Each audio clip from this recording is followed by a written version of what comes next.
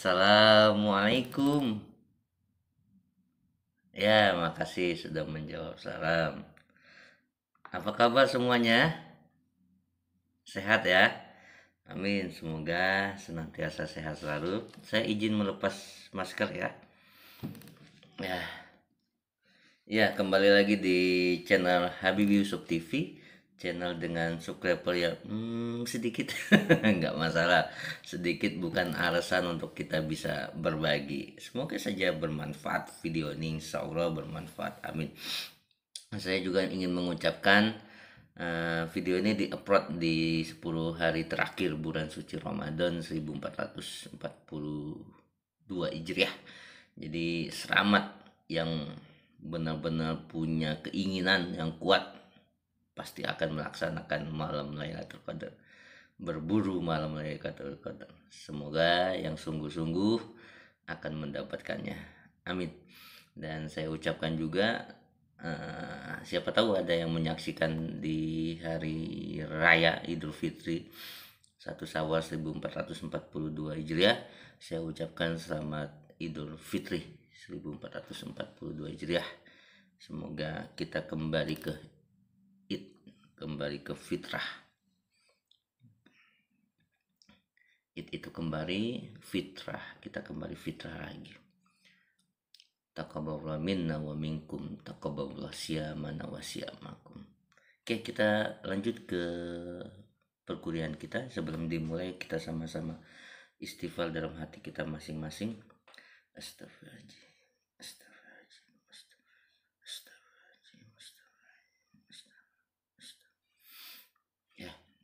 Alangkah baiknya kita lengkapi dengan Al-Fatihah dalam hati masing-masing dimulai.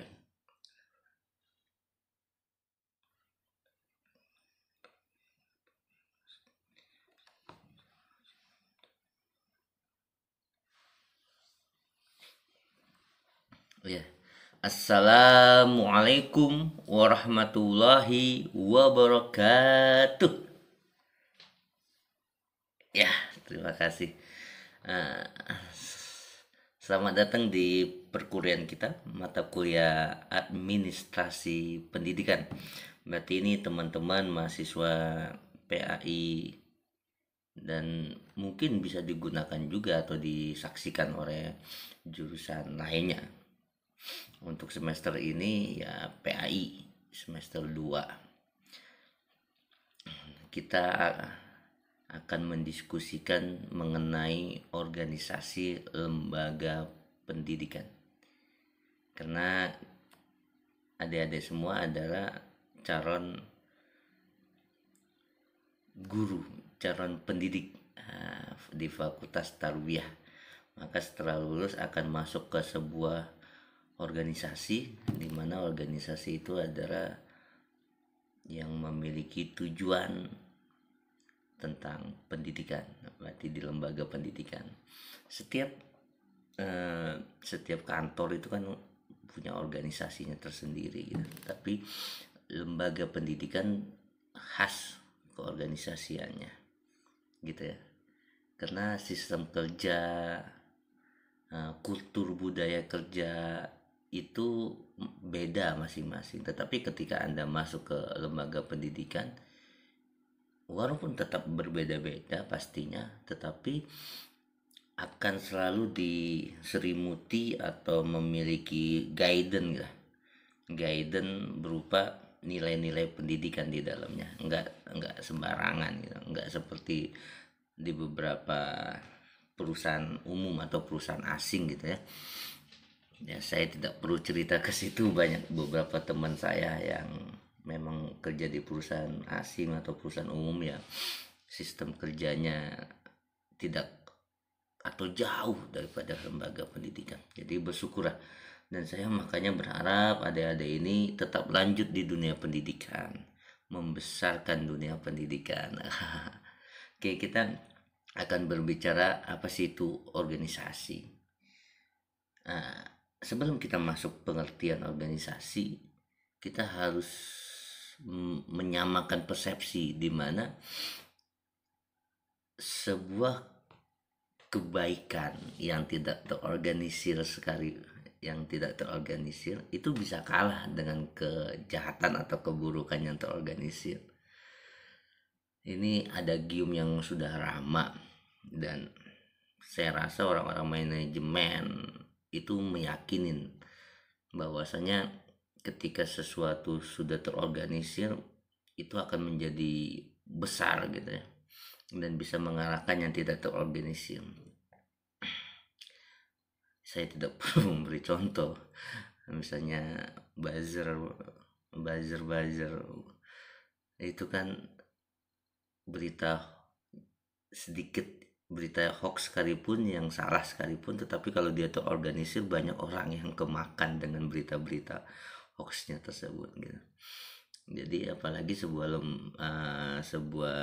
keinginan memajukan negara, bangsa, kecerdasan hati tetapi tidak terorganisir, maka ya kan sia-sia. Oleh sebab itu lembaga pendidikan lah yang menjadi tulang punggungnya untuk memajukan bangsa melalui pendidikan.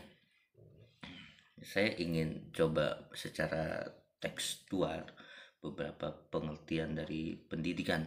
Misalnya Louis Arendt mengatakan pengorganisasian adalah proses mengatur dan menghubungkan pekerjaan yang harus dilakukan sehingga tugas organisasi dapat selesai secara efektif dan efisien oleh orang-orang, tidak tumpang tindih ya. Itu menurut Louis Arendt.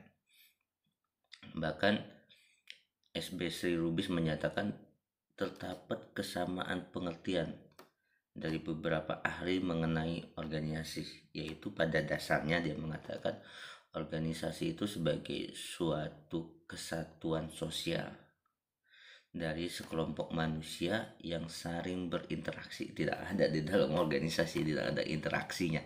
Jadi menurut suatu pola tertentu sehingga setiap anggota organisasi memiliki fungsi. Kalau sekarang mungkin job desk-nya gitu ya, punya job desk-nya masing-masing, yang sebagai suatu kesatuan mempunyai tujuan tertentu dan mempunyai batas-batas yang jelas. Yang boleh saja setiap masing-masing job desk itu tugasnya beda-beda, tapi tujuannya itu akan serangkai untuk sebuah organisasi tersebut gitu ya. Maka dari beberapa definisi tersebut intinya bisa kita simpulkan secara rasional kegiatan sejumlah orang organisasi itu nggak ada organisasi cuma satu orang gitu ya, yang untuk mencapai tujuan bersama yang dirumuskan secara eksplisit. Ya harus eksplisit gitu ya, maunya apa gitu. Bahkan di lembaga pendidikan juga sekarang harus jelas distingsi setiap lembaga pendidikan. Misal perguruan tinggi, setiap perguruan tinggi nggak usah tahu jauh-jauh lah, UI, ITB, kampus-kampus kita, PTKIN, antara UIN Surabaya, UIN Jakarta, Jogja, IAIN Gorontalo, itu harus memiliki keunggulan masing-masing, distingsinya gitu ya. Jadi eksplisit, setiap organisasi itu harus jelas eksplisit mau kemana tujuannya. Kampus peradaban kah, atau kampus yang go internasional, atau cyber university world internasional, itu kan eksplisit tujuannya kemana gitu. Harusnya seperti itu, bahkan sampai ke madrasah sekalipun, itu menurut saya.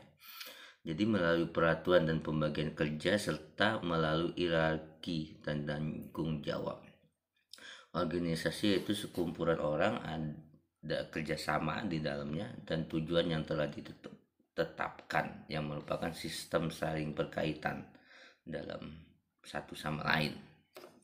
Jadi begitu kurang lebih mengenai pengertian organisasi. Sedangkan lembaga adalah sistem hubungan sosial yang terorganisir yang mewujudkan nilai-nilai dan tata cara umum tertentu dan memenuhi kebutuhan dasar masyarakat tertentu. Biasanya lembaga juga termasuk di dalamnya ada norma-norma biasanya seperti itu ya. Kadang ada norma-norma yang resmi yang memang kultur yang dibentuk, ada juga lembaga itu norma-norma dalam peraturan yang dibuat secara sengaja, bahkan tanda kutip dipaksa dalam artian bukan terpaksa ya, atau kita udah masuk itu jadi terpaksa, enggak, pasti kan kita sudah tahu hitam di atas putih gitu ya. Ketika kita masuk ke sebuah lembaga, ini masih lembaga umum ya, bukan kita belum membicarakan lembaga pendidikan ya, maka kita harus mengikuti regulasi dari lembaga tersebut gitu ya. Maka suatu lembaga yang berkembang itu harus mencangkup seperangkat perilaku yang telah distandarisasi dengan baik. Harus jelas kedisiplinan gitu ya. Itu kan standarisasi perilaku juga. Serangkaian tata kelakuan, sikap, nilai-nilai yang mendukung dan sebentuk tradisi perlengkapan-perlengkapan lainnya. Bahkan kadang lembaga-lembaga tuh kayak ada ritual tersendiri ya, tapi bukan ritual memuja setan, bukan. Maksudnya tuh ada ritual ketika mereka ingin mencapai suatu tujuan gitu ya, mereka melakukan ritual, bukan ritual sebenarnya, kegiatan yang sudah jadi kebiasaan gitu. Mau rapat dulu deh, nanti kalau tercapai mereka ada sedikit pembagian hadiah, atau misalnya banyak lah. Jadi kadang masing-masing berbeda itu ya, ada upacara tersendiri gitu kan. Nah, upacara kan masuk dari hal ritual gitu, ritual kegiatan ya. Lembaga dibentuk berdasarkan hal-hal sebagai berikut. Cara udah pasti ya. Yang dimaksud dengan cara di sini mengacu pada suatu keadaan dalam masyarakat menggunakan simbol-simbol tertentu memaknai sebuah hal dan peristiwa. Berikutnya, kebiasaan. Yang dimaksud dengan kebiasaan adalah perilaku masyarakat yang berulang secara terus-menerus dalam jangka waktu tertentu sehingga perilaku tersebut sudah menjadi kebiasaan yang sulit. Berikutnya, itu kan akan menjadi seperti itu. Adat istiadat, cara perilaku masyarakat dalam memaknai kehidupan dalam bentuk budaya, maka adat istiadat di sini lebih mengacu pada nilai-nilai yang dipegang. Bahkan dibentuk oleh lembaga. Lembaga itu bisa membentuk kulturnya, ya, bisa membentuk adat istiadatnya. Organisasi lembaga apapun itu gitu, kalau dia memang menjalankan regulasi yang tepat, regulasi yang berulang-ulang dilakukan, maka itu akan menjadi kebiasaan. Jadi kadang kebiasaan itu bisa diarahkan ya, kebiasaan baik itu bahkan harusnya memang dibentuk gitu. Jadi lembaga itu harus bisa memanage pembentukan nilai-nilai karyawannya. Nah, kalau dari beberapa definisi pendidikannya, kita sudah sering disampaikan ya di video-video saya mengenai pendidikan.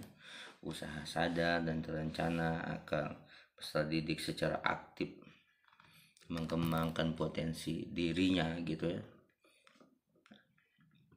dari kualitas, dari akhlak gitu, sampai pengendalian diri. Nah, jadi dari pengertian organisasi lembaga pendidikan, kita bisa mengartikan mendefinisikan organisasi lembaga pendidikan adalah koordinasi secara rasional sejumlah orang dalam membentuk institusi pendidikan. Tujuannya antara lain adalah menyiapkan peserta didik menjadi anggota masyarakat. Nanti kalau sudah selesai akan jadi bagian dari masyarakat. Maksudnya apa kontribusinya gitu ketika sudah terjun di masyarakat. Bahkan bukan setelah lulus saja, saat kuliah juga Anda seringkali, wah alumni mahasiswa UIN ya, silakan pimpin doa. Kan aneh ketika Anda tidak bisa memimpin doa. Ada tahlilan, diminta mimpin tahrir, mimpin baca doa sholat. Nah, itu kan udah ada stigma mahasiswa IAIN UIN seperti itu, apalagi ketika Anda sudah lulus gitu ya. Anda profesinya seperti apa dan Anda bisa memberikan apa sumbangsi kepada masyarakat misalnya, gitu ya. Oleh sebab itu lembaga pendidikan perlu menyadari adanya pergeseran dari dinamika yang ada saat ini gitu. Kenapa? Karena perlu kita sadari lembaga pendidikan itu akan mengikuti perkembangan zaman. Lembaga pendidikan itu harus bisa menyesuaikan bukan dalam artian kalah dengan zaman ya, beda kalah sama zaman, tetapi menyesuaikan. Zamannya corona tidak bisa hadir online, ya menyesuaikan online misalnya. Ikan itu namanya menyesuaikan, dan harus cepat penyesuaiannya. Lembaga pendidikan seperti itu. Nah, lembaga pendidikan 20 tahun kemudian juga kan akan berbeda dengan sekarang gitu. Kita lanjut nih ya, jalur jenjang dan jenis lembaga pendidikan di Indonesia. Dalam Undang-Undang Sisdiknas, Sistem Pendidikan Nasional Nomor 20 Tahun 2003, di pasal 13 ayat 1 misalnya, dinyatakan jalur pendidikan terdiri dari formal, non formal, dan informal. Informal ya, bukan informal ya.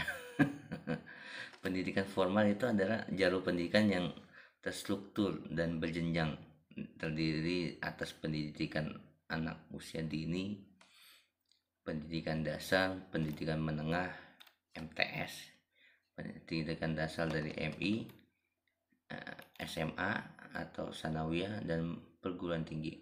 Pendidikan formal terdiri dari pendidikan formal berstatus negeri dan swasta.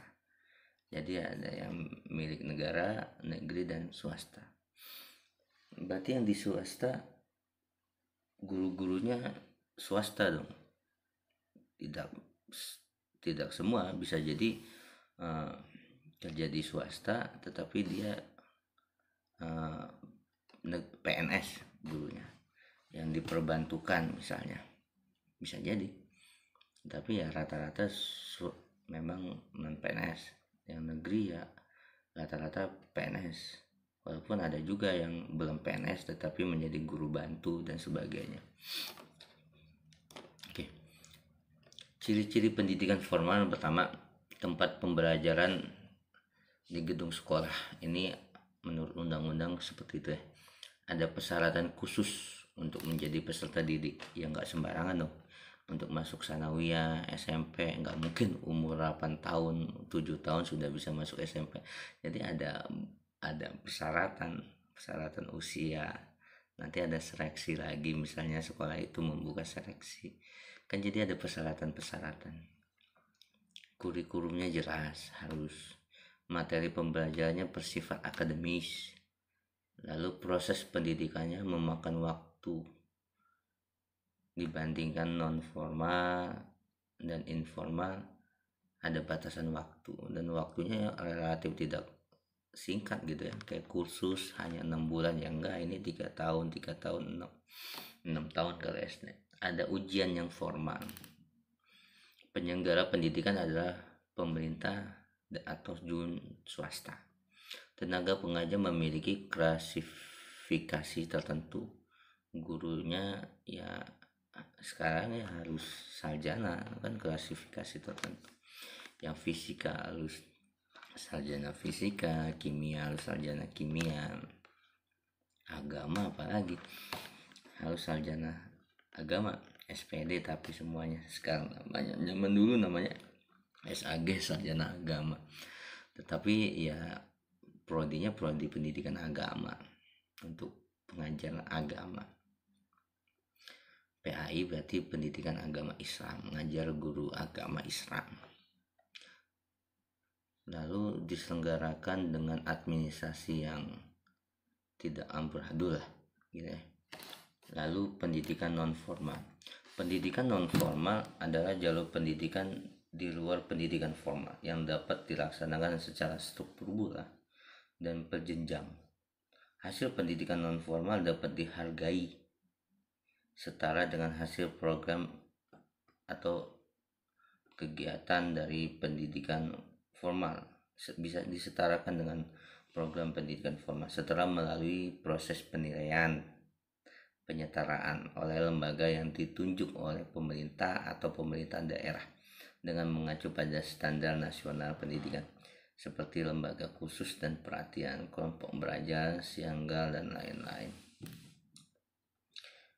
Ciri-ciri pendidikan non formal antara lain sama tadi, tempat pembelajarannya bisa di luar gedung, di dalam juga bisa. Sebenarnya undang-undang ini juga harus ada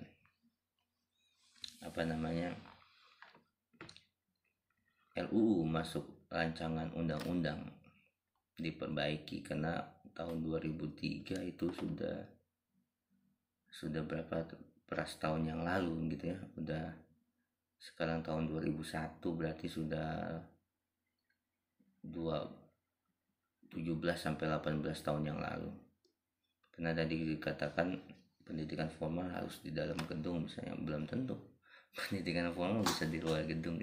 Tempat pembelajaran bisa di luar gedung buat non formal. Ya formal juga bisa gitu ya. Oke, lanjut ya. Kadang tidak ada persyaratan khusus untuk pendidikan non formal. Kadang umumnya tidak memiliki jenjang yang jelas. Umumnya ya, adanya program tertentu yang khusus hendak ditangani, bersifat praktis dan khusus. Program menjahit kan praktis, khusus menjahit, masak khusus memasak. Pendidikannya berlangsung singkat, 2 bulan 3 bulan, khusus bahasa Inggris gitu ya, misalnya.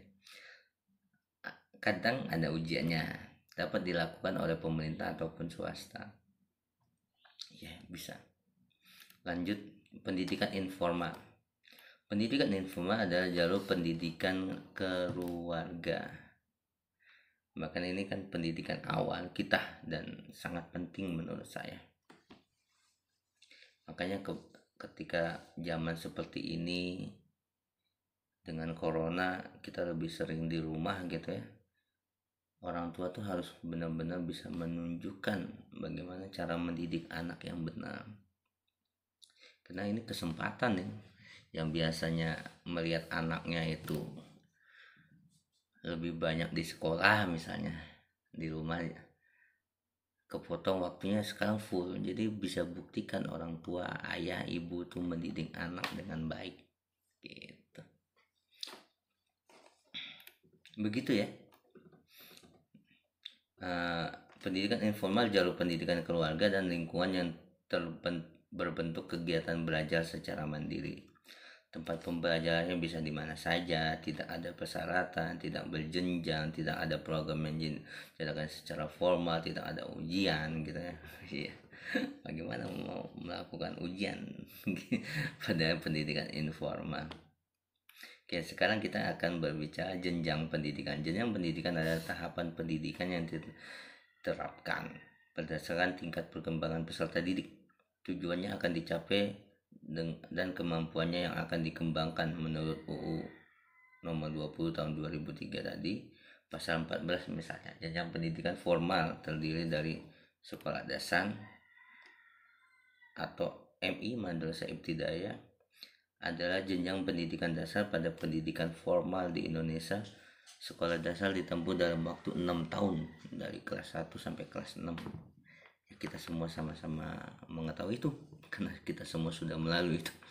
Lalu SMP, tapi ini ada undang-undangnya, artinya Undang-Undang nomor 20 tahun 2003 memang menetapkan itu gitu ya. SMP atau sanawiyah yang madrasahnya 3 tahun, begitupun SMA, dan di agamanya Arya itu 3 tahun. Sekolah menengah kejuruan ini adalah salah satu bentuk satuan pendidikan formal yang menyelenggarakan pendidikan kejurusan pada jenjang pendidikan menengah sebagai lanjutan gitu. Oke, kita coba ke perguruan tinggi ya. Perguruan tinggi adalah satuan pendidikan penyelenggara pendidikan tinggi. Peserta didik perguruan tinggi disebut mahasiswa, sedangkan tenaga pendidikan ya dosen gitu. Di Indonesia ada beberapa jenis perguruan tinggi, antara lain akademi ya, bukan AFI Akademi Fantasi Indonesia. Ada akademi ada perguruan tinggi yang menyelenggarakan pendidikan vokasi dalam satu cabang atau sebagian cabang ilmu pengetahuan, teknologi atau seni tertentu. Lalu ada politeknik, misalnya ada Polban, Politeknik Bandung misalnya. Di Gorontalo pasti banyak juga beberapa politeknik. Sering disamakan dengan institusi teknologi biasanya, tapi ya ada yang menyamakan. Ada penamaan yang digunakan dalam berbagai institusi pendidikan yang memberikan berbagai jenis gelar dan sering beroperasi pada tingkat yang berbeda-beda dalam sistem pendidikan. Politeknik dapat merupakan institusi pendidikan tinggi dan teknik lanjutan serta penelitian ilmiah ternama. Oke, habis itu institut. Nah, kayak kita nih institut nih. Iya, Institut Agama Islam Negeri. Semoga jadi UIN ya. Amin. UIN insyaallah.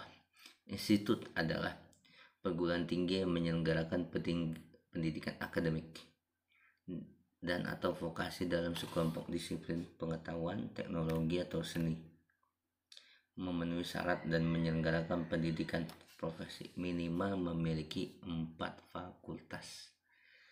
Nah, ini kan sesuai undang-undang, kita punya 4 fakultas, sedangkan kalau universitas harus 6 fakultas. Ini undang-undangnya tidak ada di dalam Undang-Undang Nomor 20 Tahun 2003. Universitas dikatakan suatu institusi pendidikan tinggi dan penelitian yang memberikan gelar akademik dalam berbagai bidang. Sebuah universitas menyediakan pendidikan sarjana dan pasca sarjana, minimal memiliki 6 fakultas. Begitu ya. Kita akan berbicara ke jenis pendidikan. Ada pendidikan umum, pendidikan kejuruan, pendidikan akademik, pendidikan profesi, pendidikan vokasi, pendidikan keagamaan, pendidikan khusus. Coba kita bedah ini satu-satu. Pendidikan umum adalah pendidikan dasar dan menengah yang mengutamakan perluasan pengetahuan yang diperlukan oleh peserta didik untuk melanjutkan pendidikan yang lebih tinggi. Pendidikan kejuruan, pendidikan menengah yang mempersiapkan peserta didik untuk bidang pekerjaan dalam bidang tertentu. Itu kejuruan. Jadi nanti tertentunya apa nih, akuntan misalnya. Gitu ya. Pendidikan akademik adalah pendidikan tinggi yang diarahkan terutama pada penguasaan dan pengembangan disiplin ilmu pengetahuan, teknologi atau seni tertentu. Pendidikan profesi, pendidikan tinggi yang diarahkan untuk mempersiapkan peserta didik akan memiliki pekerjaan dengan persyaratan keahlian khusus. Itu pendidikan profesi. Lalu pendidikan vokasi, pendidikan tinggi yang diarahkan untuk mempersiapkan peserta didik agar memiliki pekerjaan dengan keahlian terapan. Biasanya ada kimia terapan gitu ya. Vokasinya apa? Pendidikan keagamaan. Kayak kita pendidikan ada pesantren, MI, MTS gitu. Terus ada jenis pendidikan khusus, pendidikan yang diselenggarakan bagi peserta didik yang berkelainan. Sebenarnya kurang pas ya bahasanya kalau menggunakan undang-undang perkelainan, tetapi memiliki keistimewaan tertentu gitu ya, yang memiliki kecerdasan luar biasa orang-orang tersebut. Jadi ada pendidikan khusus. Lalu bagaimana nih cara kita melihat kriteria keberhasilan sebuah lembaga pendidikan? kemandirian sebagai tuntunan desentralisasi pendidikan pada daerah, kabupaten, dan kota lebih menekankan pada kemandirian dalam mengelola dan memperdayakan berbagai sumber daya yang dimiliki. Jadi sekarang arahnya negara, pemerintah tuh ingin lembaga-lembaga pendidikan itu punya kemandirian. Makanya kalau di sekolah kita mengenal dengan MBS, manajemen berbasis sekolah. Bagaimana sekolah itu mengelola manajemen pengelolaan di sekolahnya. Kenapa? Karena orang yang paling tahu tentang sekolah tersebut atau di daerah tersebut ya daerah itu sendiri, sekolah itu sendiri, bukan mereka yang ada di Jakarta, mereka yang di pusat. Dibanding orang yang ada di Gorontalo, lebih tahu orang Gorontalo untuk mendidik orang Gorontalo itu sendiri gitu ya. Jadi bukan sepenuhnya juga adanya desentralisasi gitu ya. Jadi orang daerah yang mengelola gitu. Begitupun di pendidikan itu MBS, manajemen berbasis sekolah untuk sekolahnya ya. Kalau untuk perguruan tinggi pun kita diarahkan ke BLU, Badan Layanan Umum. Jadi sekolah itu menjadi industri, dia mengelola sekolahnya sendiri. Semakin baik dia mengelolanya akan semakin maju gitu. Begitu salah satu kriteria keberhasilan untuk di Indonesia sekarang. Oke, ke kriteria keberhasilan berfungsi untuk menentukan nilai suatu aspek dalam suatu komponen tertentu. Pengelolaan suatu lembaga pendidikan yang efektif dan efisien merupakan syarat mutlak keberhasilan organisasi tersebut.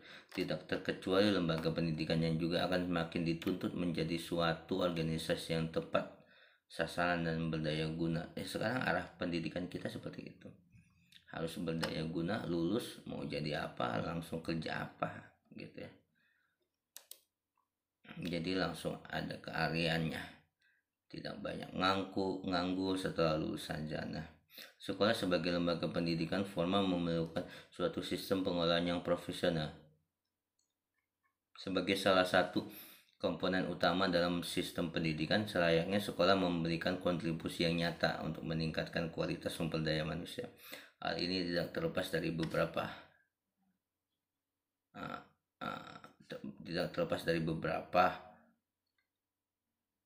tata kelola di sekolah itu sendiri gitu ya. Sebagai salah satu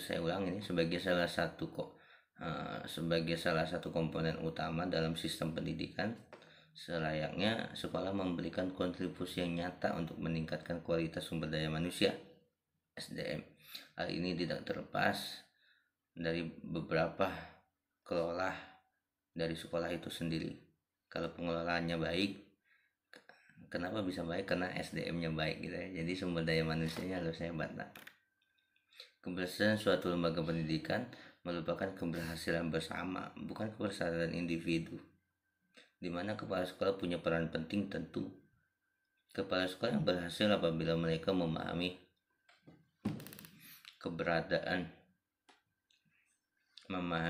keberadaan sekolah sebagai organisasi yang kompleks dan unik, serta mampu melaksanakan peranan kepala sekolah gitu ya. Sehingga keberhasilan kepemimpinan pada hakikatnya berkaitan dengan tingkat kepedulian seorang pemimpin terlibat terhadap kedua orientasi, yaitu yang telah dicapai oleh organisasi dan pembinaan terhadap organisasi. Dengan pendekatan ini, keberhasilan seorang pemimpin dapat dikaji dengan langkah-langkah atau pengamatan terhadap produk yang dihasilkan oleh proses transformasi kepemimpinannya. Kita bisa melihat juga alumninya seperti apa gitu ya. Alumninya banyak lulus kemana, lanjut gak ke sekolah-sekolah ya, negeri atau sekolah-sekolah yang memang berkelas gitu ya. Dan harus ada transformasi kepemimpinan juga. Artinya seorang pemimpin di sekolah tersebut harus mempunyai pembaruan, novelty, harus memiliki kemampuan untuk mengubah kultur budaya di sekolah tersebut jika tidak baik. Kalau kurang baik harus dibaiki, kalau sudah baik dipertahankan atau bahkan ditambah lagi. Oke, seperti itu untuk sementara perkuliahan kita. Terima kasih, mohon maaf jika ada hal-hal yang tidak berkenan. Wabillahi muwaffiq ila aqwamit thoriq. Wassalamualaikum warahmatullahi wabarakatuh. Terima kasih semuanya, semoga bermanfaat dan berkah, sehat selalu. Wassalamualaikum warahmatullahi wabarakatuh. Yo yo yo.